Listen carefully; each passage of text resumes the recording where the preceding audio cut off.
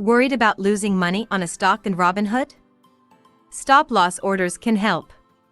This video will show you how to set one up in under 90 seconds. First, open the Robinhood app and navigate to the stock you want to place a stop-loss order on. Look for the trade button and tap it. In the order menu, swipe to find Stop Limit. It might also be under More.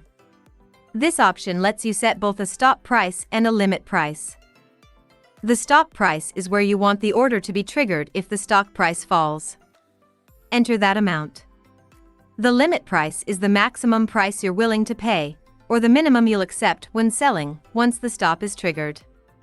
This helps control potential losses. Remember, the stop price isn't guaranteed. Market fluctuations might cause the sell order to execute at a slightly different price. Once you've entered your stop price and limit price, review the order details and tap Review Order. Double-check that everything looks good and submit the order. Robinhood will confirm your stop-loss order.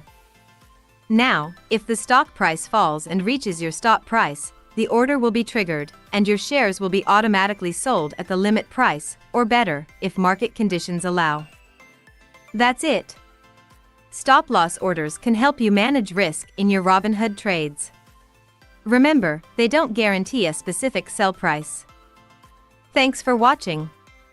Don't forget to like and subscribe for more Robinhood tips.